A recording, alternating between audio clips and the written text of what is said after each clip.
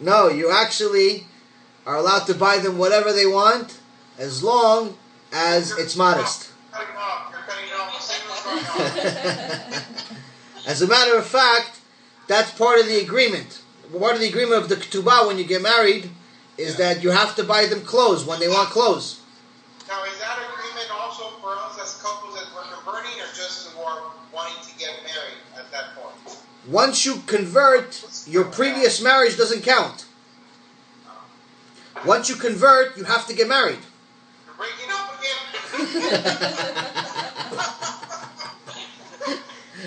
You're going to get yourself in trouble through this conversion. I don't think you're going to make the mikveh ceremony if you keep going. The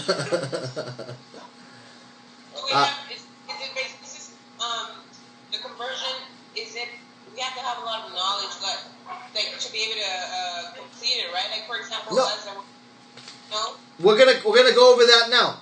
I'll tell you exactly what you need. I'm going to send you guys a list after this of things you need to know. But I'll go over a briefly description of what it is. The first thing is obviously belief. Obviously you have to believe that the Torah is 100%, not 99, not 98, not 99.9, 100% divine. It's from God, and it's the only thing that's divine in the world. There's nothing else. There's no second religion that God permitted. Everything else other than the Torah is fake. They're going to ask you at the conversion process, they're going to ask you to renounce your previous beliefs. They're going to have to, so JC's not real, he's fake, and so on. They're going to ask you to do it. So someone needs to understand that. So if they have even a 1% doubt, they shouldn't go to the ceremony because they won't make it. So belief is the most important. Knowledge, on the other hand, is something that you build on. It's something that's going to take time to accumulate total knowledge. But there's basic knowledge that you need to have for the conversion. How quickly you get this knowledge is up to you and how much you're willing to work. So here are some of the things you need to know.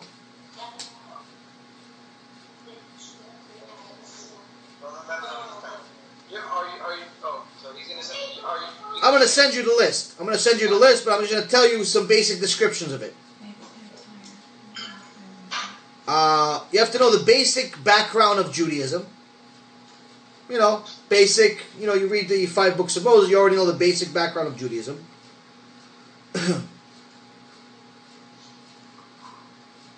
You have to know the 13 principles of faith.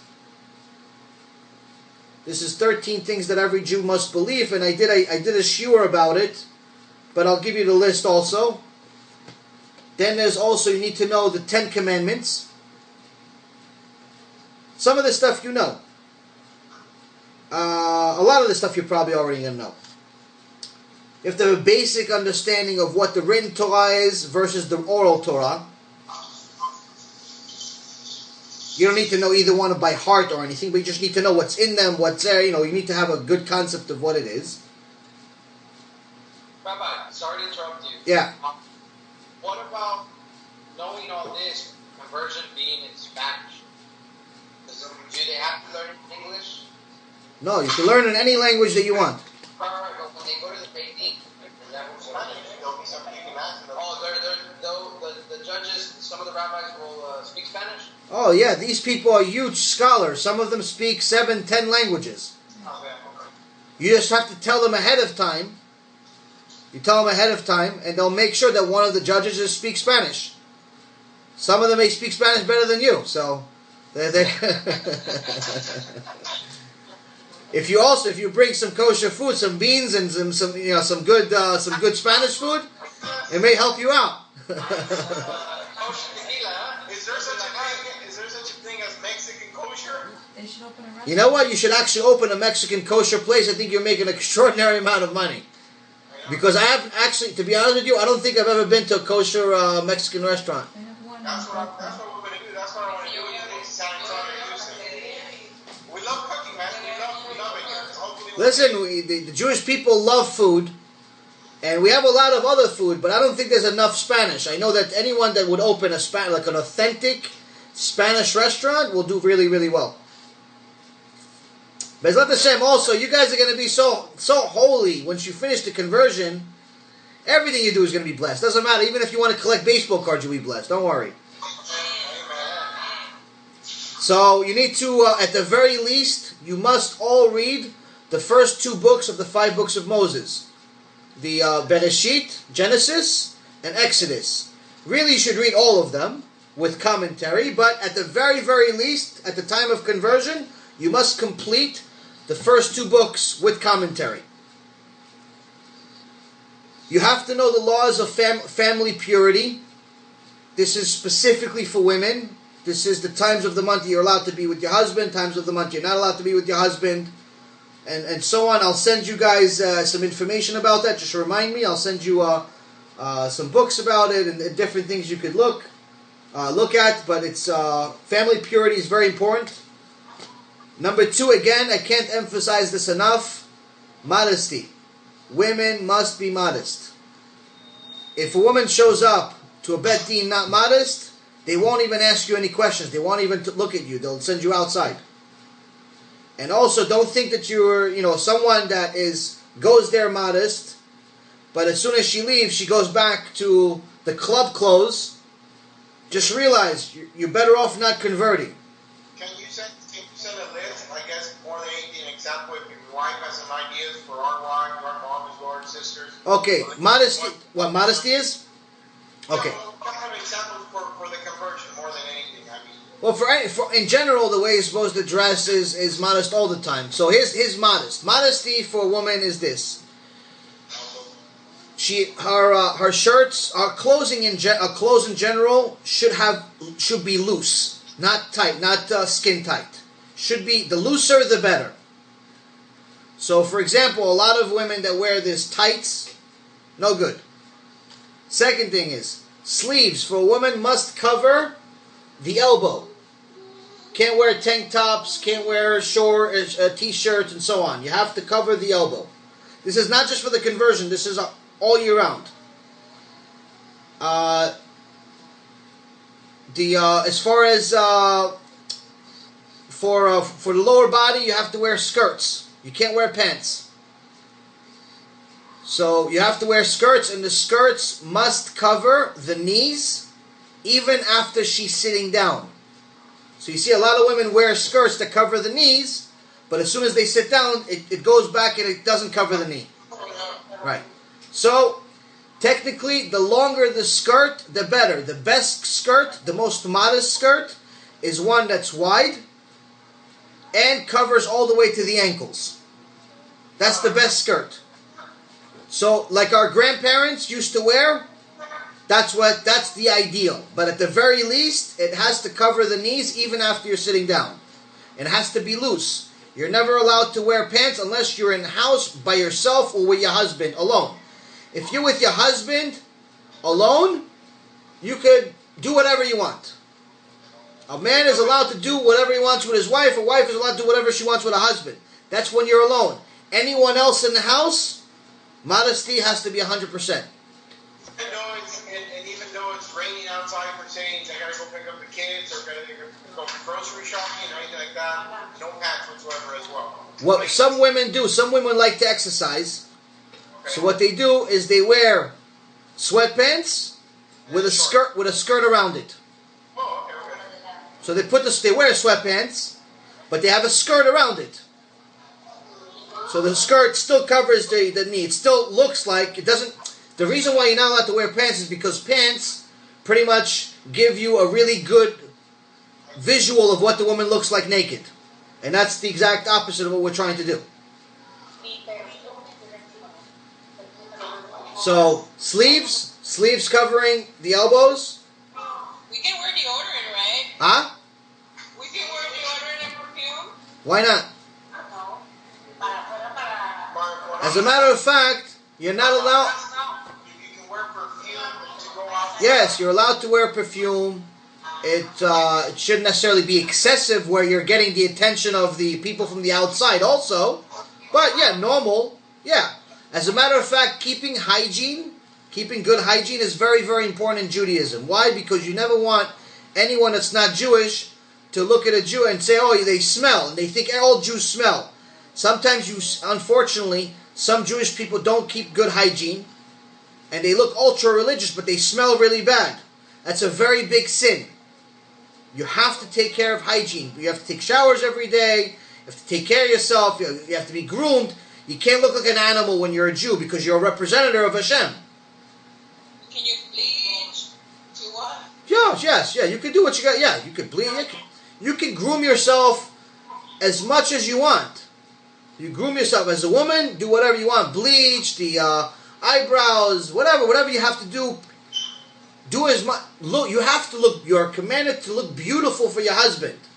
But again, your husband, not Steve and Mikey from the supermarket. Not the butcher at the supermarket. No, not that guy. Also, once you're married, you have to cover your hair, like we talked about before. You could choose either a scarf, like one of these. I'll send you a website. I actually follow. I don't recall her name, but she's a Jewish coach. She also has her channel on YouTube. I've been listening to some of her lectures. Also, she always has her hair covered. Rapunzel, maybe a Rapunzel is the name of the website. There's a website called Rapunzel, which is by I think her name is Andrea. She makes beautiful ways to cover the hair with the scarves. Different ways of folding it and arranging it. It's truly beautiful. She has a whole website with videos. B'ezrat Hashem, I'll remember to send it to you so you can see different ways of making it look really pretty. But again, your hair, when you're with your husband alone, show him your hair. It's for him. Really, that's what you're doing it for. Outside, you have to cover your hair. Huh? Why is that? Why or where in the Torah does it stay, or why is the hair covering for the married woman, right? Right. So now it's in the Torah. And there's a part of the Torah called sotah. Now, sotah is a woman that it's part of modesty laws of what a modesty is. So we learn it from this part of the Torah called sotah. What's a sotah? A sotah is a woman that is accused of possibly cheating on her husband. So now, how do you prove whether she cheated on him or not? You take the woman to the Bet HaMikdash, to the Kohen HaGadol, and she has to drink this special water. Now, if she cheated on her husband, she would die. If she didn't cheat, she'd live. But if she cheated and he cheated, nothing happens, because he's also guilty. But before they get her to the point of making her drink the water, they try to intimidate her and embarrass her. The first thing they do is they take off her head cover. Why? Because that's the most embarrassing thing that a righteous woman, would have done to her, showing the world her hair. So, to also know that until about the early 1900s, it was very common for both Jews and non-Jews to cover their hair. So your grandparents most likely covered their hair. Or great-grandparents most likely covered their hair. I know my grandparents did, and they weren't necessarily the most religious people in the world. It was just common for Jews and non-Jews, most people. If you look at old pictures from the early 1900s, you see that everyone, Jews and non-Jews, all of them were modest. There was no such thing as showing a knee. Something that was not modest would be like something that would show a calf. That was already not modest. But everyone covered their hair, everyone covered their body. The problem with modesty only became really big in this last couple of generations. But as far as the Torah, it talks in detail about both the written Torah, the Gemara, the Zohar, several different places that talk about the significance of a woman's hair, because the woman's hair is a big part of her beauty. So, and that beauty has to be reserved for a husband only. So once a woman shows her beauty to everyone else, it becomes a problem not only for her own sin, that she's not following this law, but also because she's causing other men to sin. So much so that some women wear wigs. And as I told you before, wigs are a very big problem, because many wigs today look better than regular hair. So a lot of Jewish guys that are young, in their 20s, they want to get married. They go to a lot of weddings for their friends get married, and usually that's where they meet potential wives. Now, it's not the religious Jews don't go to clubs and just pick up a girl at the bar. It's all arranged. If they see someone that's attractive to them, they have to ask somebody that knows her. If they're willing to make an arrangement where they have a set-up date, they go to a public place. Now, it's happened many times where someone would ask about a girl only to find out that she's married. But the only reason why he thought she was single was because he didn't know that what she's wearing is a wig. Now, when a woman covers her hair, you know she's married. So you never ever want anyone to mistake your wife for being single. Quick question regarding Shabbat. Yes. Trying to observe it as we're learning. Are we permitted to receive visitors? Yes. Jewish or during Shabbat? Yes, you're allowed. It's actually a mitzvah. It's actually a big mitzvah to host guests. To have guests at your house. But even though they're not, let's just make it a better example. If they're goyim, if they're relatives, and they want to visit during Shabbat, like Saturday mid-morning or something like that.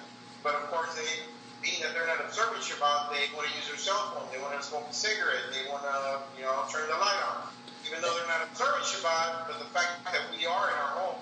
Yes, as long as it's not, if someone's going to come to your house, then they have, if they're going to violate Shabbat, even if they're goyim, it has to be away from all the children and even away from you. They can't do it in front of you. They can't smoke in front of you. They can't watch TV in the living room, because that could lead you to want to do it also. And that could also confuse the children. So the ideal way is to have them not do it. If that's not possible, then you have to have them come over at a different day. You have to understand that a 10-year-old kid or a 12-year-old kid doesn't know what the difference between Jewish and not Jewish. This is Uncle Steve. This is Uncle Benny. They're both the same to me. So if one converted, one didn't, to the kid, it doesn't matter. It's the same thing for them. So if he sees one smoking on Shabbat and the other one not, it becomes a problem. It can confuse the child. My mom was asking, because back then she used to record everything during Christmas for our family home movies. Even though, whatever festivity, birthdays, celebrations we had. And she's asking because somebody told her that apparently in any of the home movies that we have, or family movies, where it shows that we're inside the church, praying, or we're, in Christmas here, in Mexico, more than anything, you would kind of cradle the baby Jesus, and have to. I'm laughing because when we were small, man, we had to wait for our grandparents to sing the whole rosary, and we wanted to get out of there, the firecrackers and whatnot. So that's why she's laughing and she's asking, because she would videotape that as well when they're cradling, the baby JC and sing the rosary and all that. So they told her, well, you got to cut those parts off of the home movies. Yeah, you don't necessarily need to go to that extent. I mean, I don't think you watch those home movies every day or anything. Yeah, you don't necessarily need to go to that extent. It's just, again, if you're ever going to show that movie to someone that could be influenced by it, like, for example, a child, then it's better off not to show them that part, but you don't need to go to the extent of doing that, no. Rabbi, what about, in my situation, there's a conversion, I have tattoos. Okay. What kind of tattoos? I can't. What kind of tattoos? I have one of them that's Psalms. I have other things. Everything's Hebrew except one big one. Do you have a cross? No. JC? No. I have my mom's name. No, if there's no idol worship. Hebrew. No, everything else is Hebrew. Okay, so you're not obligated to take it off. You don't have to take them off. Even if I have my mom's name? Yeah, it's fine. You don't have to take it off. Okay. The sin of tattoos is getting tattoos, not having tattoos. Meaning that if a Jew got a tattoo, and then he did tshuva, and then he became religious, he's not obligated to take off the tattoo, but he made a sin of getting a tattoo, but that sin is over already. Now, the only time you're obligated to take off the tattoo is if it causes chilul Hashem, if it causes desecration of Hashem's name, and it's obvious to people. Meaning, if it's a tattoo is on your stomach, on your arm, where people don't really see that part of your body, then it's fine. You don't have to take it off. But if you have a tattoo on your neck or on your face, where people see it, or on your, let's say on the palms of your hands, where people see it all the time, and that specific tattoo is like a, JC or something like that, then that could cause a desecration of Hashem's name. But if it's if it's not in an obvious place and it's not pure idol worship, you don't have to take it off. Okay. No, the only two I have that's visible, it's Hebrew letters. No. I see it. It's one of the 72. What is it? The other one is shut. What is it? Wait, hold on. One of them, huh? What is it? What's the first one and the second one? I can't hear you. One of them is the seven. You're cutting off. One of the 72 names of Hashem, and the other one is Shalom. Okay. Well, yeah, the one that's the name of Hashem. Even if you wanted to erase, you wouldn't be allowed to erase it. Right. No, well that Where is it? On my wrist. It's under the watch. Okay, so it's it's not good to put Hashem's name on us, but you definitely don't have to erase it. Definitely don't have to erase it. How about the McDonald's menu? He hangs that on his back. But not the calories, as you know, you can tell he's not counting calories. So. Only the kosher items. Only kosher. You know, there's actually a kosher McDonald's in Israel. Really? There's like it's like 5 of them. Is it really kosher, or are they just calling it kosher? No, really. Actually, there's kosher McDonald's and there's non-kosher McDonald's in Israel. There's both. Believe it or not, there's both. So you have to verify that it's kosher before you. There's like 5 of them in Israel. The last time we went to Israel, we went to it. It's in a one of the universities. They had a kosher McDonald's. I was excited to have kosher McDonald's, so I went and drove like an hour and a half just to get a kosher McDonald's for the first time. So you had a kosher Big Mac, huh? Yeah, it was pretty good. It's pretty good. What else? Can you clarify something regarding the meat and the milk and the meat? Sure. One of your lectures, or or I heard somebody say, when you eat, per se, if you eat in the morning milk, of course now we're going to have to start looking at the kosher milk and kosher dairy products, not having enzymes and all that. If we actually eat milk or cheese or any product containing milk, right. Is there a difference in time when you have to wait? I know I heard it's like when you eat meat, you eat milk in 6 hours. Right. Is it milk to eat 3 hours, or is it the same time? No. Actually, if you eat meat, you have to wait 6 hours before you have milk or a milk product. But if you have a milk product, you just have to wash your mouth and you can eat meat right away.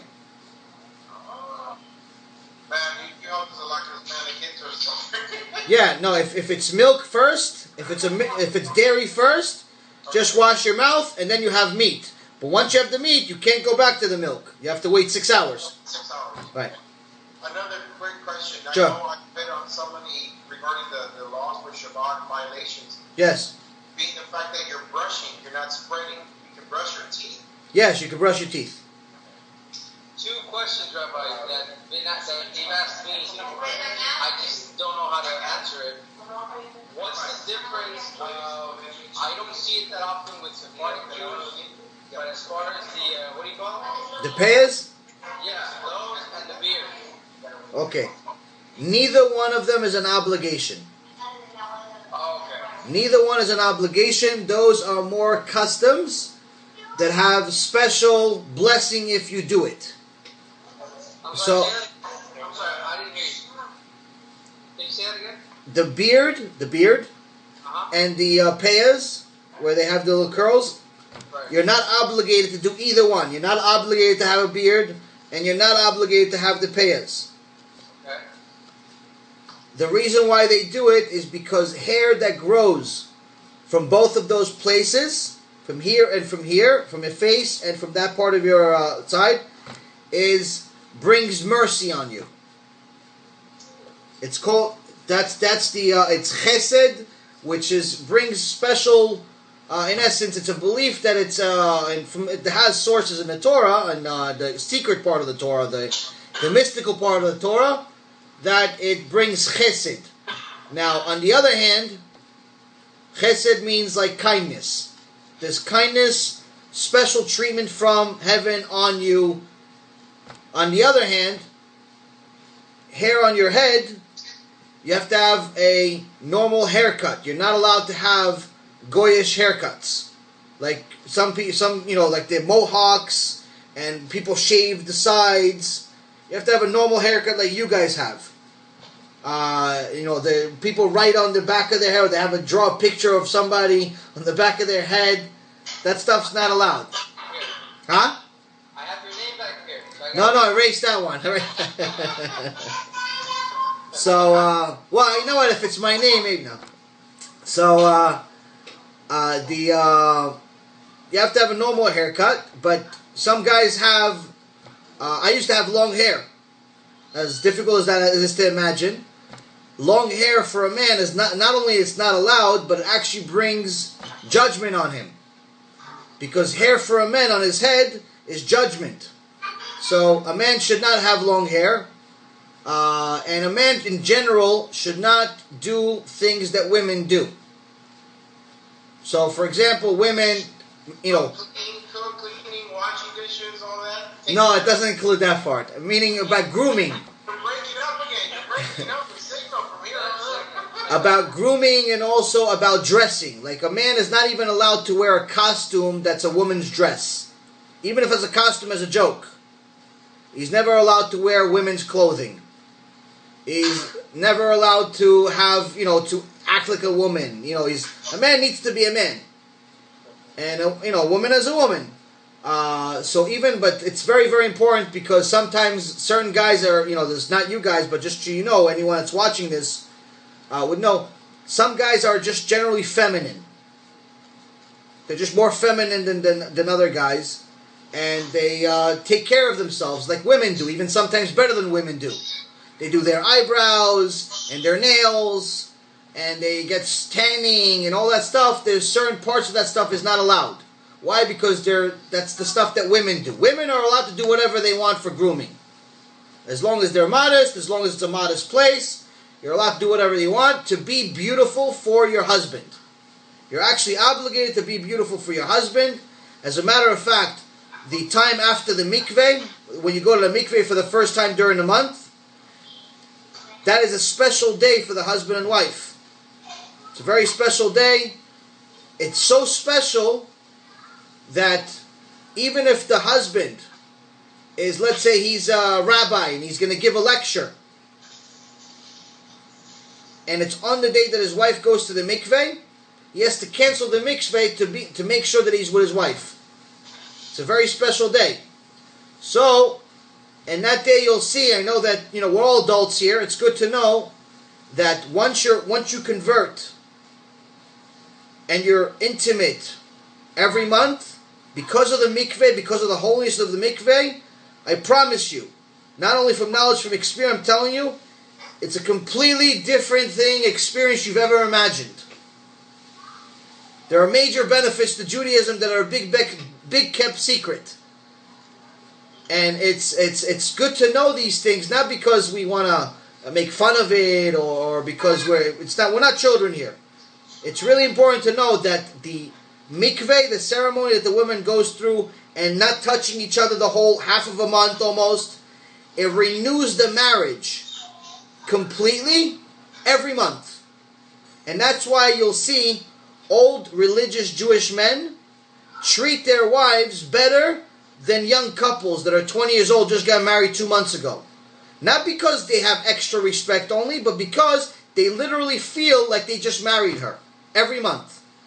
Is that a reason why we have to move closer to a Jewish community for the mikveh, to have a mikveh close to us? It's one of the many reasons.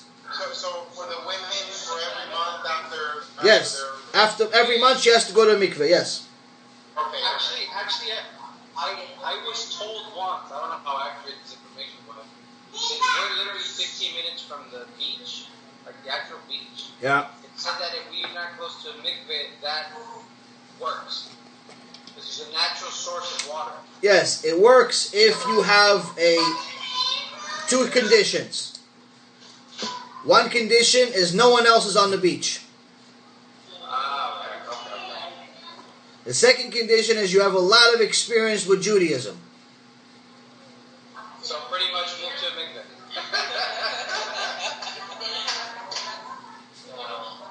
I said the same thing you said in different words. I said the same thing in different words. Yeah. Yeah, you have to know what it is to be in a mikveh, and also there cannot be anybody else on the beach. It has to be like a private beach. Do you know Houston has a mikveh? Every Jewish community has a mikveh. And by the way, the mikvehs in America are beautiful. They're better than the best spas. They're for the women. Men, not always. Sometimes yes, sometimes no. But women mikvehs are beautiful, beautiful places. Beautiful. They're like spas. They have places they can do your hair sometimes. Depends on the community, how big the community is. But they spend hundreds and hundreds of thousands of dollars to make these places beautiful, to encourage women to make sure to come every month. Because it's a very, very big sin to be with a husband without going to the mikveh. They charge, right? Yeah, it's usually, I think, like $20 or something like that, $10, depending on the community. Some communities include it in the fee for the synagogue. Some make it separate. Some make it free. It depends on the community. There's no, like, one size fits all. Different places, different things. Regarding Shabbat,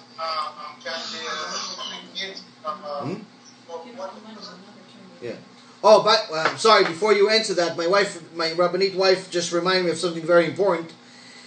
Is if you don't have money, for example, someone has financial hardship, no mikveh will ever turn you down. You will always be allowed to go to the mikveh. So don't ever worry about it. If you don't have money, they'll always let you go in. You know, that part is very important to know, and for everyone to know is that you'll always be welcome to a mikveh, especially a woman. Always allowed in the mikveh. If you have money, then you pay. It's a small amount of money, but if you don't have money, they'll always let you in. And what was your question about Shabbat? Regarding Shabbat, can you take a shower? Can you shower as well? No, on Shabbat you're not allowed to take a shower. You're not allowed to. Can the kids be playing outside in the kiddie pool? Like if we have a small, like a inflatable pool, and they're outside, like for a daily activity per se. Yeah, I mean technically you're allowed to take go into cold water. And you're allowed to even take a shower with cold water if necessary. But it's not really a Jewish thing to do. It's not really a thing that you're supposed to do on Shabbat. On Shabbat, you're supposed to be with the family, eating, learning Torah, going to the Bet Knesset. That's what you do on Shabbat. And also the kids can play, but not necessarily in the pool. They can play in the playground. They could, So in general, Shabbat is a family day where really everyone is involved with something connecting to Hashem. If we go to a pool or a beach or things like that, even if the beach is the backyard, it's not the appropriate behavior for Shabbat. Well, right now when you said what does that mean? The temple, the synagogue? Yeah, Bet Knesset means synagogue, yes. But if you're walking, per se. Yes, you have to walk, yes. Yeah, but remember, the Knesset we have here, we're not allowed to go. It's not Orthodox. Oh, no. Yeah, you have to, 10 miles, 20 miles? By the time you get there? No. We're gonna be slim, or we're gonna be walking. Actually, there's also a rule in Shabbat that we can only walk a certain distance, right? Yes, it's true. Yeah. 2,000 amot, about 4,000 feet approximately, or 5,000 feet. Yeah. So, but unless there's an eruv, which is a way that they actually make it bigger, in essence, that distance that you can walk. Long story short, you have to move to a Jewish community. So, and that's going to actually have to be a prerequisite for your conversion. You have to do it pretty much by the time you're ready to convert. We actually, I spoke last week to a community in San Antonio. They have an Orthodox community there, and actually, Joel and I are going to go check it out. But have you heard anything? Not in San Antonio, but I heard good things about a place in Houston.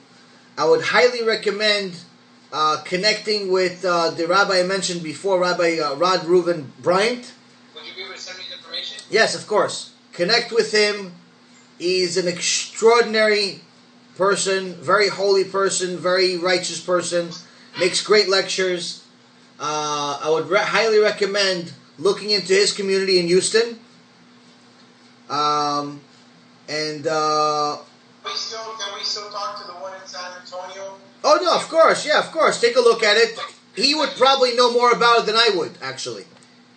Okay, but let you speak to them as well. Yeah, Sure.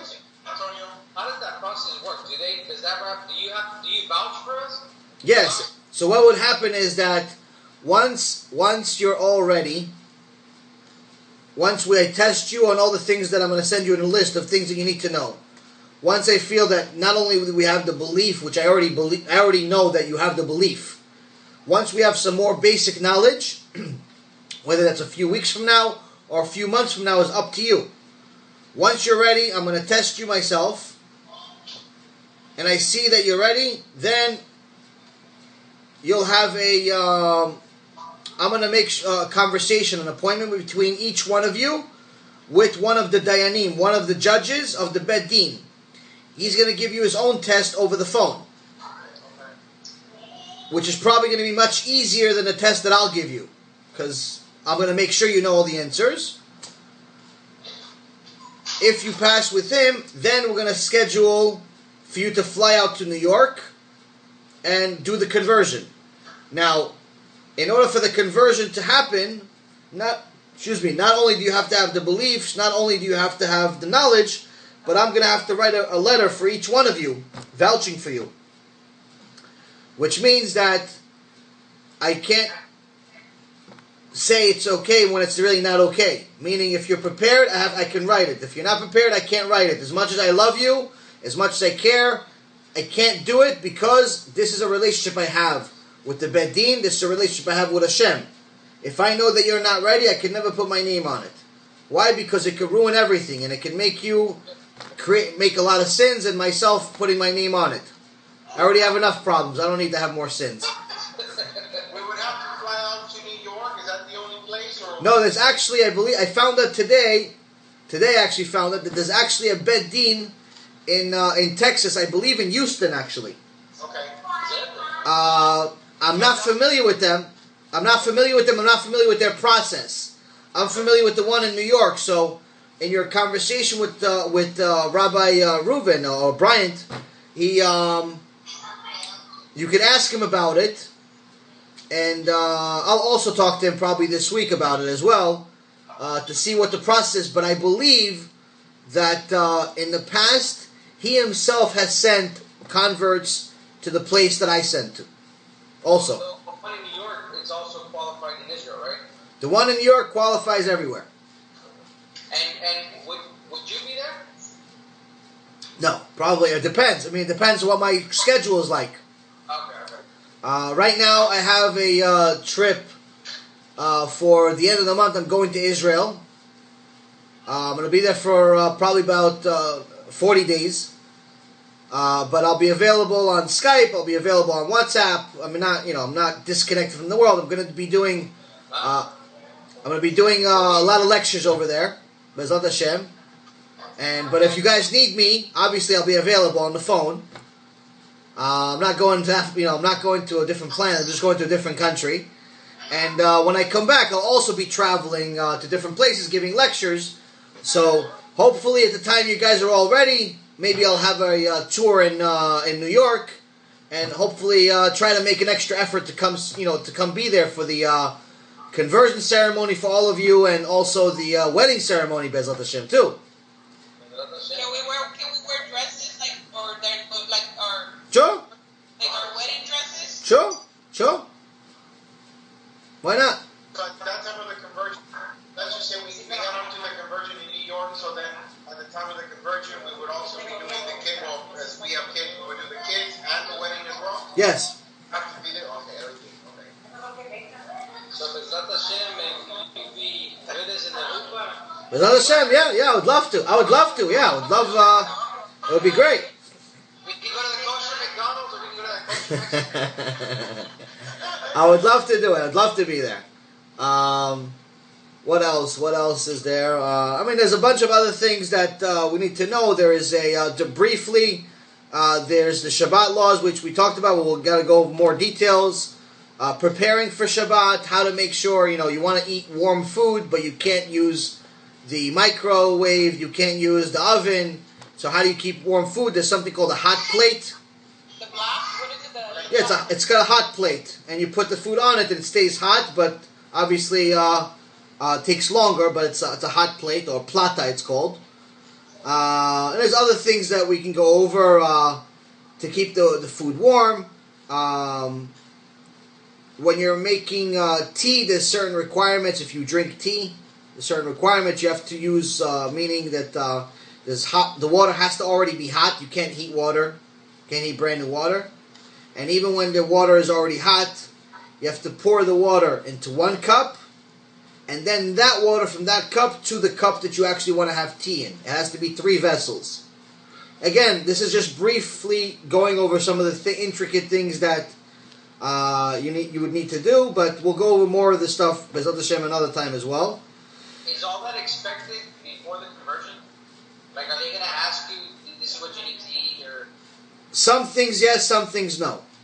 Basic laws of Shabbat, which is that you're not allowed to drive, not allowed to use the phone, not allowed to use electricity, yes, that's expected. And as a matter of fact, before your conversion, probably within the first, a few weeks, even a month or so before the conversion, you already have to start keeping Shabbat with one violation. Make only one violation, meaning one time you violate on purpose, but other than that, you have to keep Shabbat 100%. But a week or two before your actual meeting with the Bet Din, maybe even a month, depending on how fast you're advancing, you have to keep Shabbat 100%. Why? Because it's already known that you're going to convert at a specific date. But right now you're not allowed to keep Shabbat 100%. You have to make at least one violation. Ideally, it should be only one violation, not 100%. Once you're already ready for the conversion and there's already a date, then you have to keep Shabbat 100%.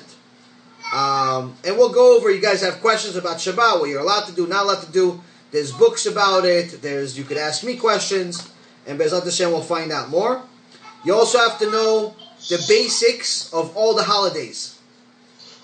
What's Rosh Hashanah? What's Yom Kippur? What's Shavuot, Sukkot, Pesach? All of these holidays, Jewish holidays that we have.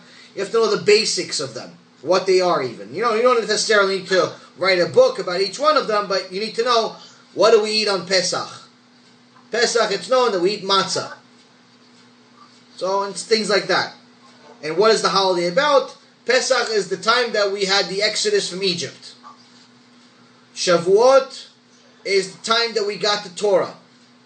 Sukkot is when we celebrated all of this, leaving Egypt and getting the Torah. And also it's a time that we actually did 70 sacrifices for the non-Jews. Why? Because we wanted Hashem to bless them too. Even the non-Jews. So actually, if the non-Jews knew how good the Jews were to them, that they would give sacrifices to Hashem, 70 sacrifices, representing one of each one of the nations, they would even send soldiers to protect our Bet HaMikdash, but instead they destroyed it. Anyway, you need to know the basics of the holidays and what you do, what the laws are. Kosher food, you need to know the basics of kosher.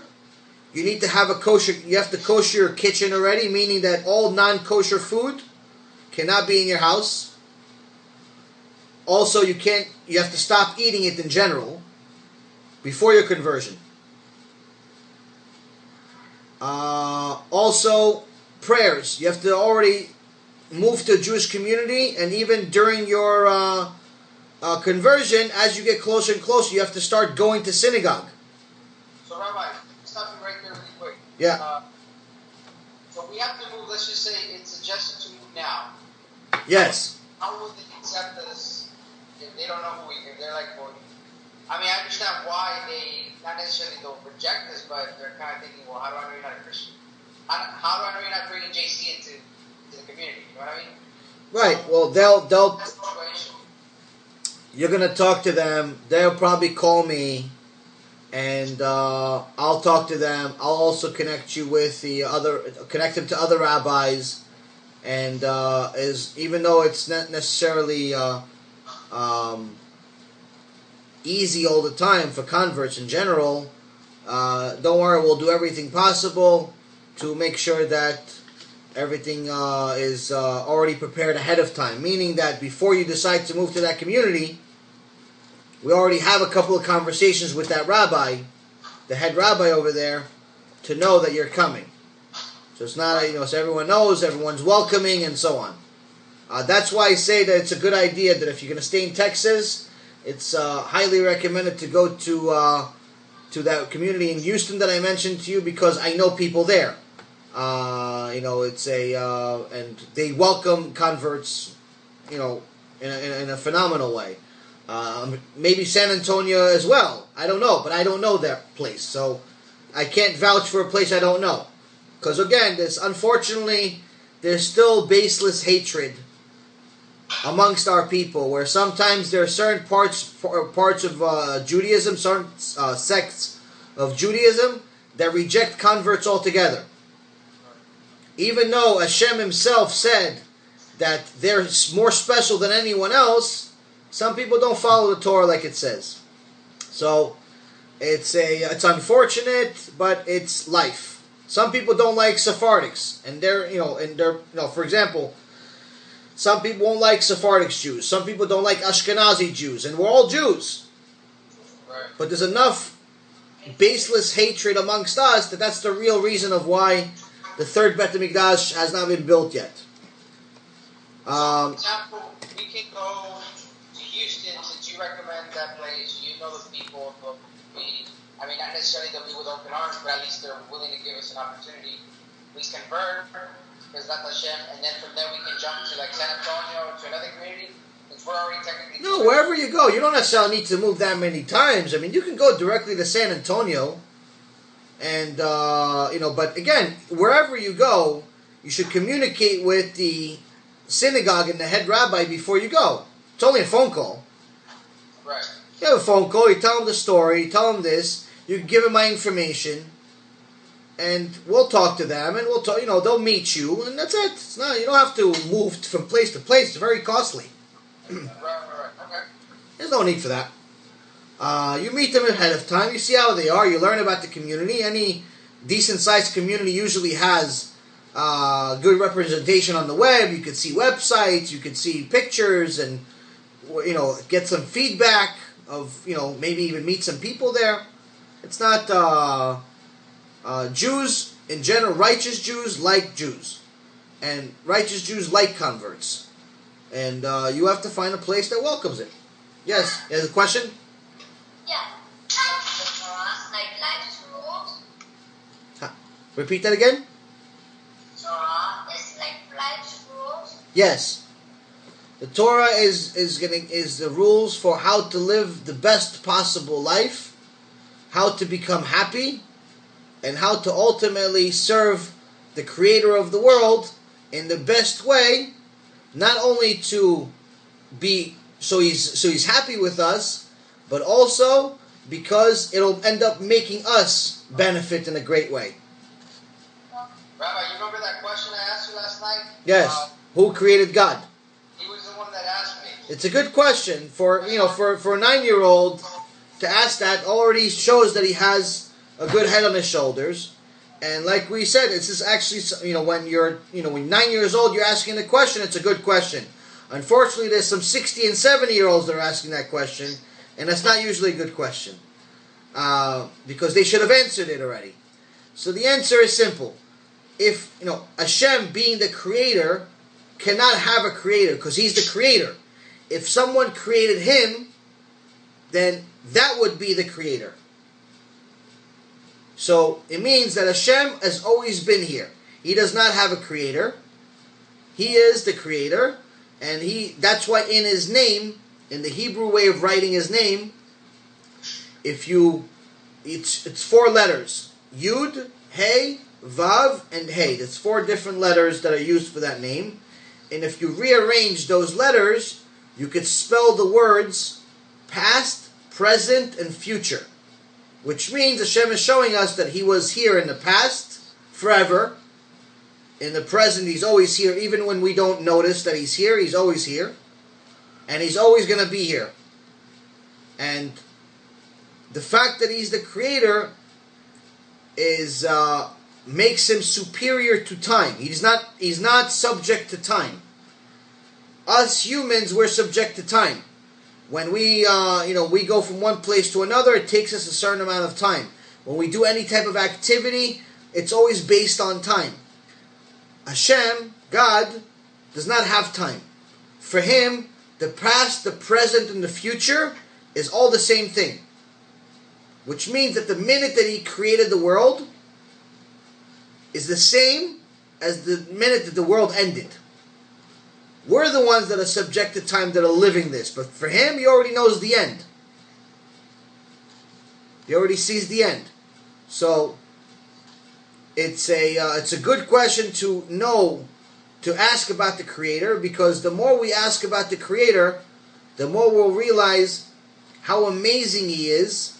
And if we know that he's amazing and that he loves us and that he wants good for us, then we're going to want to know, what does he say to us? Does he have something that he said to us? And the Torah is a book that gives us instructions from God, instructions from Hashem, of how to live a perfect life. How to get to a point of perfection, where we're not only going to benefit in having a good life here, but we're going to benefit eternally, beyond this life. What else? Kids ask the best questions, by the way. They're honest. They don't have any they don't hold back. They tell you what they think. It's good. What else? Okay, if it's possible for us to create a community here in Roswell? Not right off the start. Because right now you don't have enough experience to create a community. You need a rabbi, you need some experience of what to do, so amongst just yourself, all being converts, you would need to acclimate to another community that has experience, to learn from people that have been doing it their whole life. And eventually, yes. They have the schools and everything there in the Houston community, right? Rules as far as what? No, schools. Oh, of course, yes. Jewish communities usually have the Jewish schools. Sometimes they're very close, sometimes they're a little further, but I mean, generally it's usually not far away. Generally, Jewish communities worry about 2 main things. 1 is school, 2 is synagogue. Everything else is extra. But usually, Jewish communities tend to be very developed, a little, more expensive than traditional communities, because there's so much demand and not enough Jewish communities. But they're usually very developed, very well taken care of, very, very beautiful, and in general, very welcoming. And again, it's you have to remember that sometimes some Jews are going to be a good representation of Judaism, and they're going to be very welcoming. Some Jews, not so much. Don't worry about those. The ones that are welcoming, that's the good ones. The ones that are not welcoming, let them, break their head, and, they have probably their own problems that they're worried about, and then they can't think about anything else. What's a good date? What? What's a good time to convert? What is? Yeah, like what's a good time, a month, A good time to convert as soon as possible. How long it will take? It depends on how you're going to study. If you study, you guys have already been studying, but you study these specific things I'm going to send you, and you get ready in the next month or two, then we'll get you converted in the next month or two. If it's going to take you 9 months to know this stuff, then it's going to take you 9 months to convert. It depends more on you than me. The most important thing is to find a community, right? Yes. You have to find, that's the first thing you have to work on already, on a community. Orthodox Jewish community, not conservative or reform. Orthodox. And along that, you have to make sure you learn all of these things. The sooner you know this stuff, the sooner we can get you converted.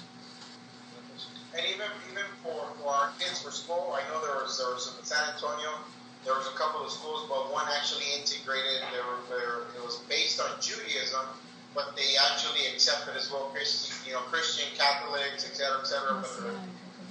But I guess there was 60% was focused on Judaism. But yeah, it's probably called Messianic. Yeah, I think so. Going that way. But there was another school which was completely Orthodox, which was all Judaism, since it starts from the get-go, Torah study, all that kind of stuff. So you would suggest, again, for our kids to go Orthodox stuff. Only Orthodox. That's the only option. It's not a suggestion, it's an obligation. There's no other option. Everything else is fake. The Torah is either 100% true or fake. So we all agree it's 100%, and that's what it's going to be. Go ahead, you have a question? Yeah. Why did Hashem make us different from each other? What I mean is like now. Repeat that again? Why did Hashem make us different? What I mean is like male and female. Because the male and the female are two parts of the same soul. There was one soul originally, and Hashem split it. So the male can complete the female, and the female can complete the male. In essence, the point of a husband and wife is to bring the best out of each other. So for example, a male by himself, he can just do so much. He can work, he can think, he can speak, he can eat, he can be a regular person. But he can't bring children to the world without the wife. A woman can also eat, drink, work, cook, clean, whatever she's going to do, but she also can't bring children to the world without a husband. That's one thing. The second thing is that there are certain mitzvot, there are certain good deeds that the Torah says that the male and female can only do if they're together. So when they're together, they're a complete soul. When they're separated, they're separate. They can't do everything together. So for example, it's like having a superhero, but he has no powers. So he has the uniform, he has the cape, but he can't fly. So he's useless. The cape is just a costume. But if he has superpowers, then he's worth something. Go ahead. How true is this, Rabbi, that a man cannot even start completing his tikkun until he's married? Part of his tikkun. Not his complete tikkun, but part of his tikkun. He cannot do it without being married. Rabbi, why can't we wear or high Because it's a overly attracting walk that is a result of of heels. So, I mean, don't get me wrong. No one. I don't think anyone necessarily is going to. If you wear normal heels, I don't think anyone is necessarily going to get eternal damnation for simple heels if everything else is modest. If you're wearing a long skirt that's loose and you're wearing heels, it's fine. But if you're wearing a skirt that barely covers the knees and there's really, really long, big heels, then we have ourselves a problem. Because again, what's the purpose of heels? It's not only to make us taller like most women think. The original reason, the original reason was, I actually learned recently, was a man created heels for himself. It was a king. Oh, for the butcher, right? Or something like that. But in general, it became very popular for women because it makes them walk in a certain way that shows the curves of the body and accentuates the curves of the body. This is the reason why women suffer most of the time wearing heels, because rationally it doesn't make sense. No one is comfortable in heels. No human on earth was ever comfortable in heels. But why do they wear them? Because number one, they want to be tall. So why do the tall people wear them? Why do tall women wear them? Because it makes them walk in a certain way that makes their body move in an attractive way for people. But that's not what we're trying to do. So, if you're extremely modest everywhere else, and the dress is really, really loose, and everything else is covered, and you just like heels for some strange reason, enjoy them. But if everything else is iffy, and the skirt is just about reaching the knee, and everything else is a little tight, and you're really doing it more to be sexy than you are to be something else, then we have ourselves a problem. So it's not worth it for that. She should think every time she gets dressed, if she wants to meet the Mashiach wearing whatever she's wearing. Repeat that again? Oh yes, my favorite. Go ahead.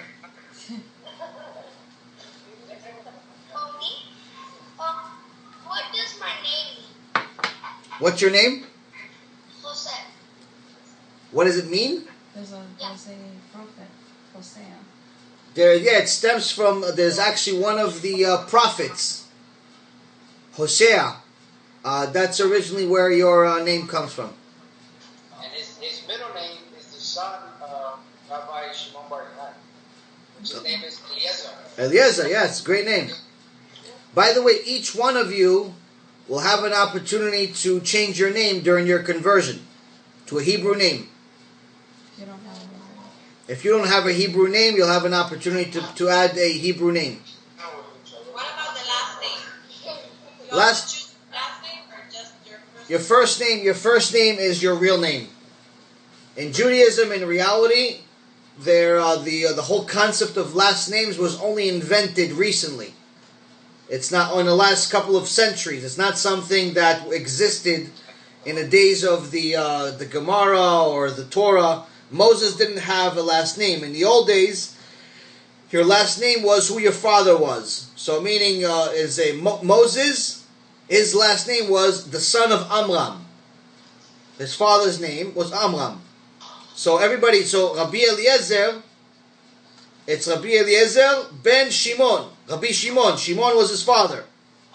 So there wasn't last names in the old days. Last names was only an invention in the recent centuries. So your real name is your first name.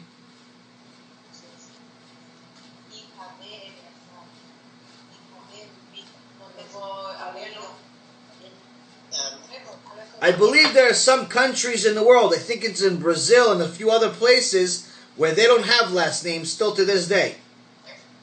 No, Brazil doesn't have it. Doesn't have, yeah. So there's a few places around the world that don't have last names. If they have Brazil, they have a last name. It's usually the same as the first. Yeah. So Ronaldo. yeah, in the old days, that's the way it was. Like for example, King David was David ben Ishai. David, son of Ishai. Who is Ishai? Ishai is his father. So all of us are called by our real last name is the son of our father. But all of you, by the way, once you convert, all of you, your father's name would be Abraham. So we would be Yaniv ben Abraham. Yes. So when you go up to the Torah in the synagogue, when you go up to the synagogue, and they ask you, what's your name? And you're going to tell them Yaniv, and then you're going to tell them who's your father? They say Avram, so Yaniv ben Avram. A woman, on the other hand, says her name, daughter of Sarah. Sarah is Abraham's wife.